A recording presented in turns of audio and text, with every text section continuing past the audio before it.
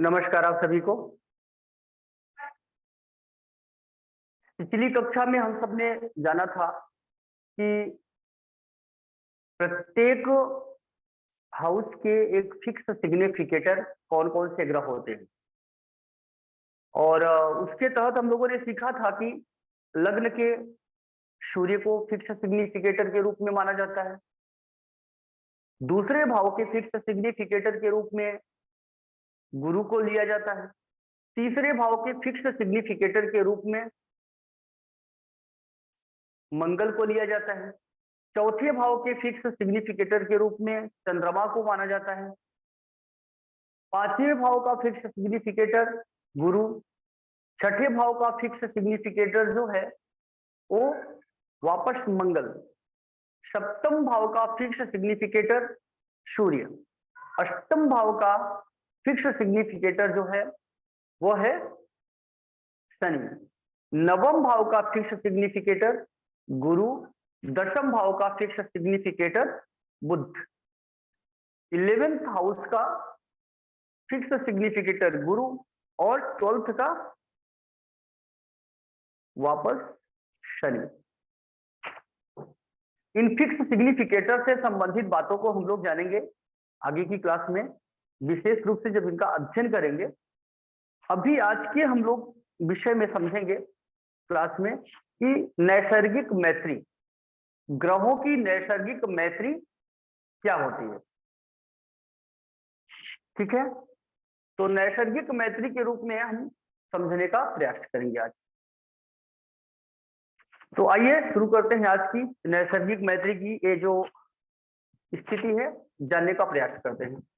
बहुत सरल है और ग्रह नैसर्गिक का मतलब होता है कि ग्रह नेचुरली आपस में फ्रेंडशिप कैसे रखते हैं। ठीक है, तो सबसे पहले हम समझेंगे कि किसी भी ग्रह के मूल त्रिकोण राशि जो होती है उसे लग्न में फिक्स करेंगे और लग्न में फिक्स करने के बाद में सारे भाव में राशियों को फिट कर देंगे, लिख देंगे और फिर समझेंगे।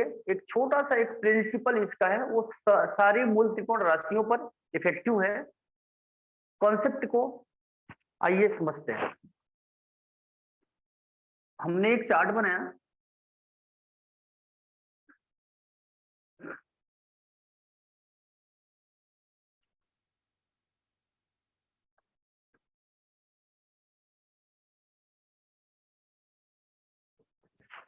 ठीक है।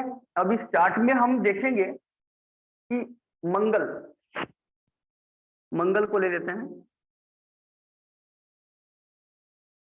मंगल की मूल त्रिकोण जो राशि है वो एक है। मंगल की मूल त्रिकोण राशि एक है, तो हम यहाँ पर एक लिखेंगे।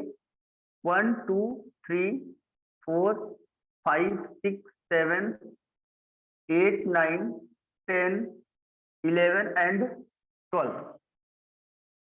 इसके साथ हम कॉन्सेप्ट को समझेंगे कि ये एफ, यहाँ पर E, F F E E F F E E और एफ, ये फिक्स है। ये फ्रेंडशिप जो हमने लिखा है एफ ई एफ एफ, ये फिक्स है। इसको आप कई तरीके से समझ सकते हो। इसको ऐसे याद कर लो या फिर ऐसे समझो कि ये पूरी लाइन इधर से एनिमीज के हैं और ये पूरी लाइन फ्रेंड के हैं, लग्नेश के। फिर उसके बाद में यहाँ समझ लो कि एफ एफ है और यहाँ एफ और ई। ठीक है, अब जैसे मान लो कि मंगल की मूल त्रिकोण राशि एक है, हमें निकालना है कि इसके कौन से ग्रह शत्रु और कौन से ग्रह मित्र हैं। तो इसको समझने के लिए एक छोटा सा मित्र, शत्रु और सम। सम का मतलब है neither friend nor enemy, both condition.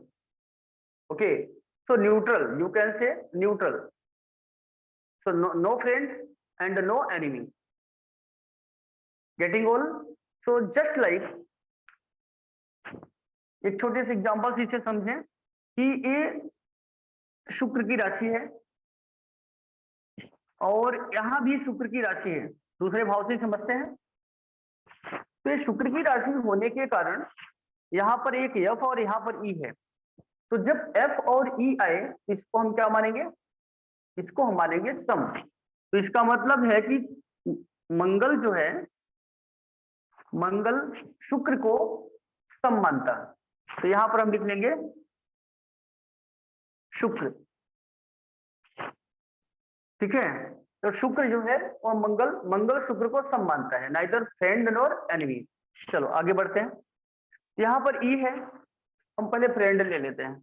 तो एक फ्रेंड यहाँ एफ लिखा हुआ है, चंद्रमा की राशि है। चंद्रमा की कोई दूसरी राशि अपने पास अवेलेबल नहीं है, इट मीन्स चंद्रमा फ्रेंड है मंगल का। तो हम यहाँ लिखेंगे मित्र में डालेंगे चंद्रमा। चंद्रमा के बाद में हम चेक करेंगे, यहाँ ये 5 नंबर की राशि है सिंह और फ्रेंड लिखा हुआ है, इसका मतलब सूर्य। तो सूर्य भी यहाँ पर मित्र हुए, ठीक है। अब आगे हम देखते हैं, तो ये है 6, यहाँ पर एनिमी लिखा हुआ है, इसकी यहाँ पर भी देखो एनिमी लिखा हुआ है, लेकिन हम फ्रेंड की बात कर रहे हैं अभी। तो मंगल की खुद की राशि है, एक गुरु की राशि है, तो दोनों गुरु की राशियां यहाँ पर हैं। इसका मतलब क्या हुआ, ये फ्रेंड हुआ। तो गुरु के मित्र हुए सूर्य, चंद्रमा और गुरु। अब हम शत्रु की बात, सम आ गया हमारे पास में, सम शुक्र है। शत्रु की बात कर लेते हैं। 3 नंबर यहाँ लिखा हुआ है, 6 नंबर यहाँ लिखा हुआ है। इट मीन्स यहाँ भी ई है और यहाँ भी ई है। दोनों राशियां जो है वो बुध के लॉर्डशिप है, दोनों की। तो दोनों की बुध की लॉर्डशिप होने के कारण बुध क्या हुआ यहाँ पे, ई और ई मतलब शत्रु। तो ये हो गया बुध शत्रु के रूप में यहाँ पे आ गया। अब क्या बचता है हमारे पास में, एक ई यहाँ पर है और ई यहाँ पर है। तो दोनों ई हो गए एनिमी। कौन है यहाँ पे, इनकी राशि का लॉर्डशिप किसको है, ये है शनि और ये भी शनि, ठीक है। तो यहां पर हम शनि शत्रु के रूप में आ गया। तो मंगल के जो मित्र ग्रह हैं, चंद्रमा, सूर्य, गुरु। शनि के मित्र ग्रह बुध और शत्रु ग्रह बुध और शनि, और समभाव रखता है शुक्र के साथ। तो इस प्रकार सभी प्रकार के आप मूल त्रिकोण राशि को लग्न में रख करके इस सिद्धांत को फॉलो करोगे तो 100% आपको शत्रु और मित्र आसानी से समझ में आ जाएगा। एक एग्जांपल और ले लेते हैं।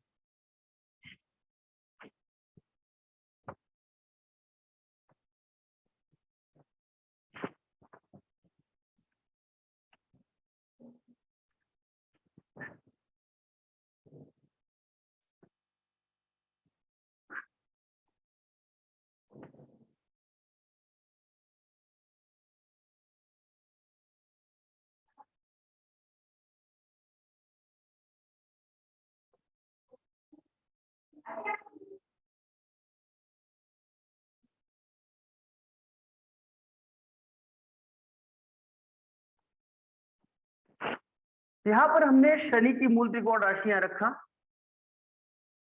शनि की मूल त्रिकोण राशि 11।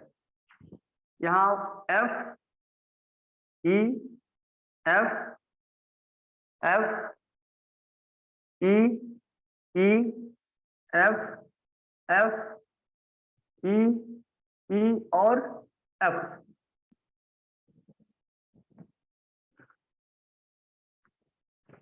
ठीक है, इसी प्रकार हम यहाँ टेबल बना लेंगे। मित्र, शत्रु और सम। मित्र, शत्रु और सम में समझेंगे। तो यहाँ पर 12 नंबर की राशि का स्वामी गुरु है और 9 नंबर राशि का स्वामी गुरु है। तो यहाँ पर एनिमी और यहाँ पे फ्रेंड, इसका मतलब गुरु जो है वो क्या है, सम है। किस कैटेगरी में रखेंगे हम लोग, गुरु को सम में रखेंगे, अर्थात शनि जो है गुरु को सम मानता है। कॉन्सेप्ट क्लियर हो रहा है आप सबका, शनि गुरु को सम मानता है, ठीक है। आगे बढ़ते हैं, यहां पर एनिमी 1 नंबर और 8 नंबर एनिमी, दोनों राशियां मंगल की हैं। तो मंगल क्या करता, मंगल शत्रु है, तो शनि मंगल को अपना प्रमुख शत्रु के रूप में मानता है। चलिए अब मित्र की बात कर लेते हैं। और ये 2 नंबर की राशि शुक्र की है और 3 नंबर की राशि बुध की है। तो पहले 2 नंबर की राशि सातवीं कहाँ है, तो यहाँ है सातवीं की, माफ कीजिएगा, शुक्र की 2 राशियां हैं, तो यहाँ भी मित्र और यहाँ भी मित्र, तो शुक्र क्या हुआ, मित्र हुआ। बुध की एक यहाँ पर है और एक यहाँ पर है, दोनों मित्र एफ लिखा हुआ है, तो बुध भी मित्र हो गया। आगे देख लीजिए, यहाँ पर 5 नंबर है, इसका स्वामी सूर्य है और सूर्य इनके स्वामी है, और यहाँ पर ई लिखा हुआ है, सूर्य की एक ही राशि है, तो सूर्य क्या हुआ, शत्रु के रूप में हुआ। तो मंगल और सूर्य ये 2 शत्रु के रूप में हो गए। और यहाँ पर एक चंद्रमा है, चंद्रमा भी शनि चंद्रमा को अपना शत्रु मानता, लेकिन चंद्रमा शनि को शत्रु नहीं मानता। तो ये हो गया चंद्रमा, ठीक है। तो इस प्रकार 2 3 5 1 6 और एक शनि 7, इस प्रकार हम किसी भी ग्रह के मूल त्रिकोण को यहां रखने के बाद में मित्र और फ्रेंड को समझ सकते हैं। आप सभी इस पर प्रैक्टिस करें, एक टेबल बनाएं सारे ग्रहों की। चंद्रमा की मूल त्रिकोण राशि आप 2 माने, चंद्रमा की मूल त्रिकोण 2 नंबर है, क्योंकि चंद्रमा 4 नंबर से पहले 2 नंबर का फल करने का प्रयास करता है, यहां जाके चंद्रमा एक्सॉल्टेड होता है, ठीक है। लेकिन सूर्य की मूल त्रिकोण राशि 5 ही रहेगी। आपको पहली क्लास में चंद्रमा की मूल त्रिकोण राशि 4 नंबर लिखाई हुई है, तो इसे समझना है कि चंद्रमा की मूल त्रिकोण राशि जो जहां जाके एक्सॉल्टेड होता है वहां पर इसका मूल त्रिकोण का फल करता है, ठीक है। तो मूल त्रिकोण इसका 2 मान करके चलेंगे चंद्रमा का। बाकी सारे ग्रहों का आप सबको कॉन्सेप्ट क्लियर है, तो आप इस टेबल को बनाएं सारे ग्रहों के, इस प्रकार प्रैक्टिस करें, तो आपके अंदर का कॉन्सेप्ट डेवलप होगा और शत्रु मित्र को अच्छी तरह से आप लोग समझने का प्रयास करें। अगला विषय लेते हैं तात्कालिक मैत्री।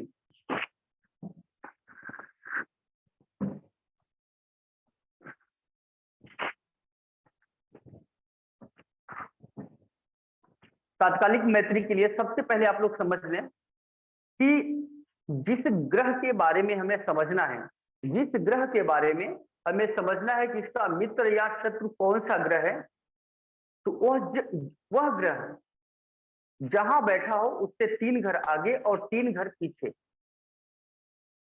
जिस ग्रह के बारे में हमें समझना है उस ग्रह से हमें देखना होगा कि 3 घर आगे और 3 घर पीछे कौन से ग्रह बैठे हैं, वो उसके मित्र, तात्कालिक मित्र के रूप में समझे जाएंगे, और उसके तात्कालिक मित्र के रूप में आप उसे समझेंगे। एक एग्जाम्पल के थ्रू हम लोग समझने का प्रयास करते हैं।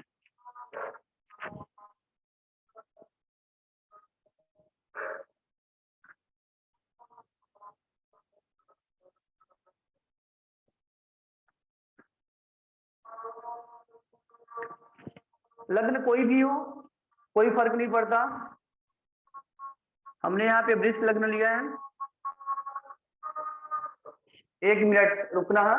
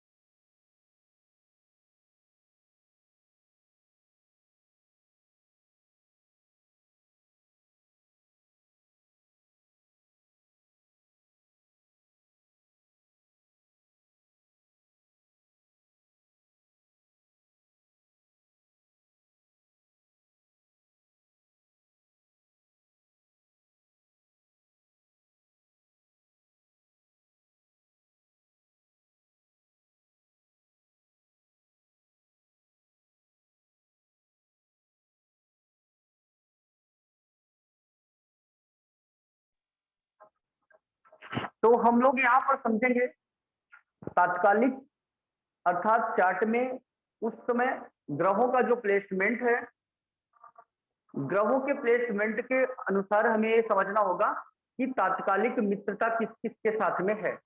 हमने आपको नियम बताया कि जहां भी जिस ग्रह का हमें देखना है उससे 3 घर आगे और 3 घर पीछे ये हमें देख लेना होगा कि कौन से ग्रह बैठे हैं। जो ग्रह बैठे होंगे वो तात्कालिक रूप से मित्र के रूप में माने जाएंगे। बैकग्राउंड से थोड़ी सी आवाज हो रही है, कंसीडर करना आप लोग।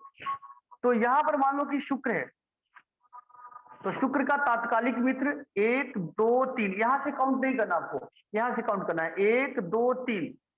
तो मंगल जो है यह शुक्र का तात्कालिक मित्र हुआ। 1 2 3, इसका तात्कालिक मित्र कौन है? शनि है। तात्कालिक मित्र शुक्र का शनि यहाँ पर हो रहा है, शो हो रहा है। अगर हम मंगल की बात करें तो 1 2 3 यहाँ पर गुरु है, तो गुरु तात्कालिक मित्र है और नैसर्गिक भी मित्र है। दोनों बात को समझना पड़ेगा हमें।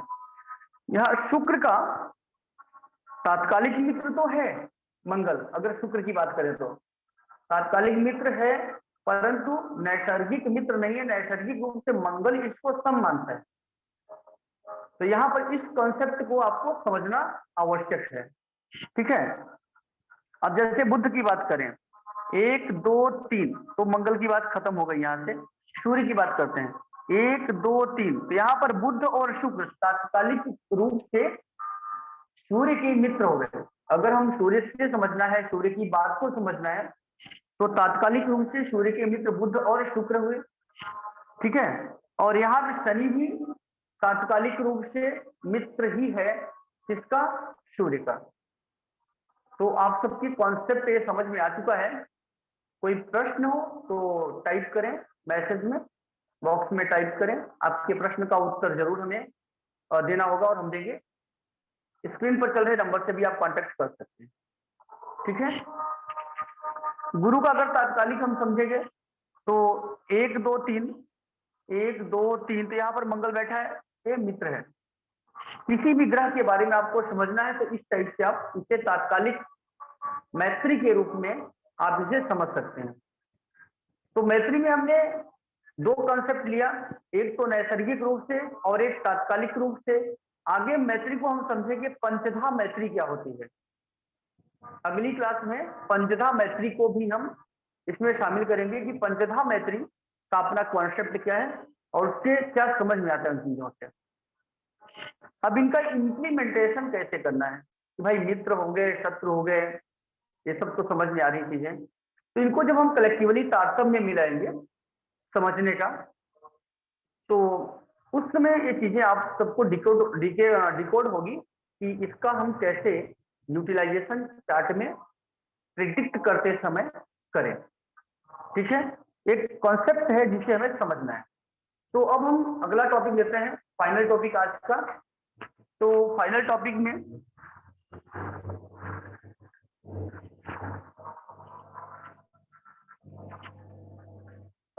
में ले लीजिए ग्रहों का संभव एक दूसरे के लिए। तो इसको ऐसे समझना है कि सभी ग्रह एक दूसरे के लिए, ग्रहों का एक दूसरे के लिए संभाव ही होता है। अर्थात प्रत्येक ग्रह दूसरे ग्रह के लिए वैसा ही व्यवहार करता है जैसा उसके साथ दूसरे ग्रह करते हैं। आइए इस बात को समझने का प्रयास करते हैं। शनि और सूर्य दोनों आपस में दुश्मन ग्रह हैं तो पिता पुत्र, लेकिन इनके आपस में इनके गुणों को लेकर के टकराव रहता है, इनके विचारों को लेकर के टकराव रहता है, इनके क्रियाकलापों को लेकर के टकराव रहता है, ठीक है। इसको समझेंगे कि सूर्य और शनि में आपस में एक दूसरे के लिए संभाव कैसे रह सकते हैं। टिट फॉर टैट, जैसे को तैसा। सामाजिक नियमों में भी हम लोग, सामाजिक व्यवस्था में भी हम ये सब चीजें प्रैक्टिकली देखते हैं, समझते हैं। चलिए, तो यहां पर हम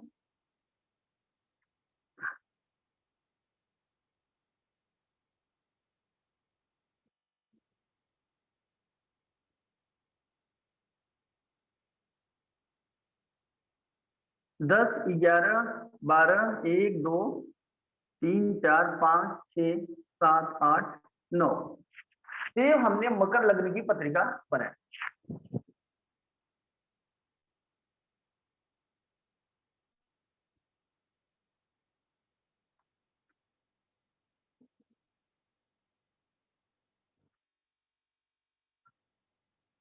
11, 12, 1, 2, 3, 4, 5, 6, 7, 8, 9, 10।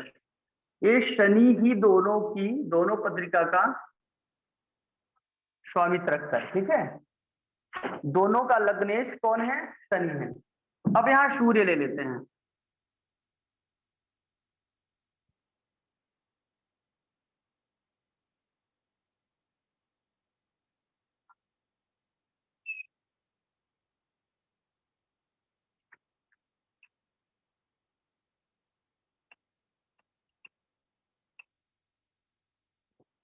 ठीक है, यहाँ पर हमने 5 अर्थात सूर्य की लग्न है, सिंह लग्न है, सूर्य इसका लॉर्ड रखित रखता है।